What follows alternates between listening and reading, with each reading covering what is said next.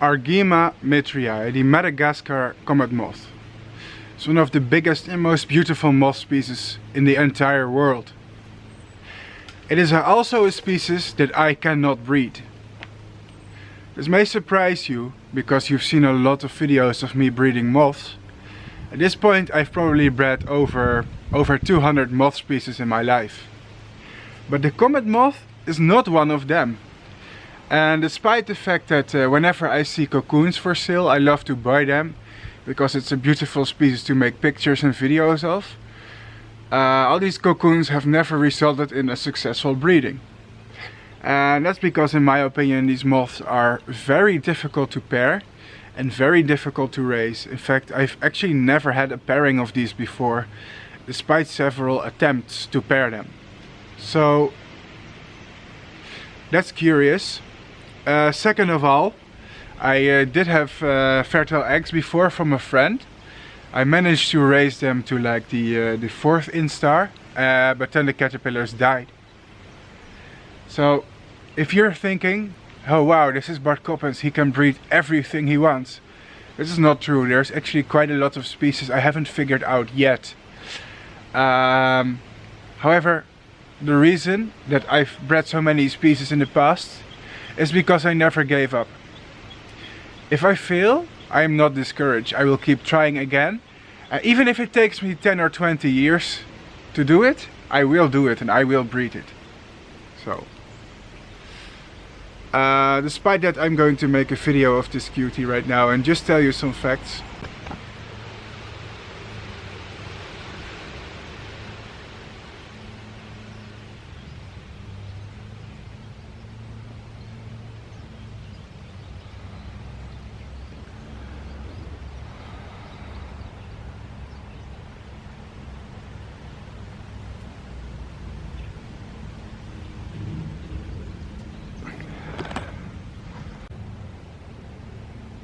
Now, as I mentioned before in the video, this is a species that I don't know how to breed because they are too difficult for me to breed.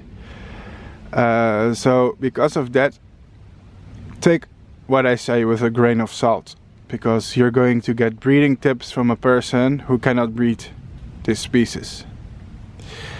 Despite that, I do know that in captivity they can be raised on a variety of plants.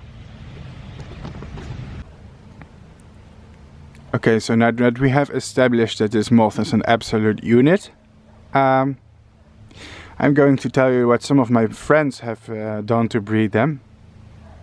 First of all, for the pairing, they seem to require a lot of space and a high temperature. Now,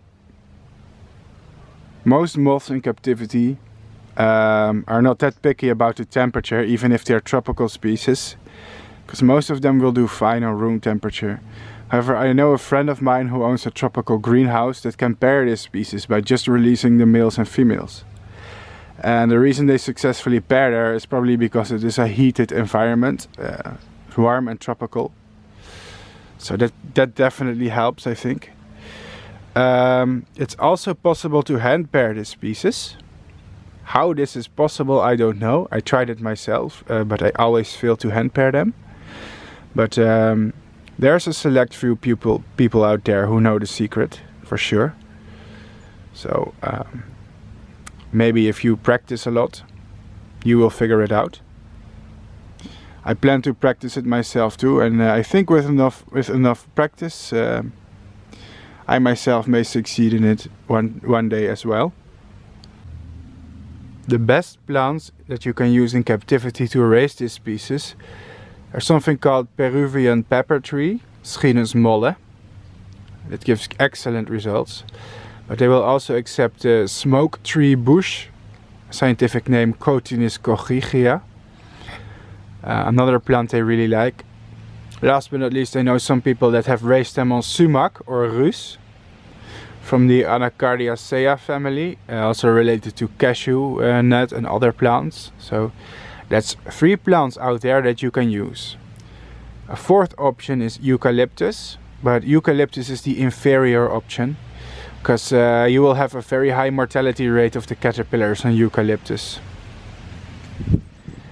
A fifth option is sweet gum or liquid amber. I don't know how good liquid amber is for breeding them. I know it's possible. I don't know if it's easy, however. But I know the very best plant that you can use is Ginus molle, or Cotinus coccygia. And as for the other plants, you'll just have to experiment a little, I guess. So this moth is endemic to Madagascar, so that means there's no other place in the world but Madagascar where you can find it. This species is endemic to Madagascar, so that means that there is no other place in the world but Madagascar where it can be found. And the native plants in Madagascar are somewhat different than the ones they use in Europe. And they're actually being bred there by the local people in order to export them to Europe, because the cocoons of this moth are good business for butterfly houses and hobbyists.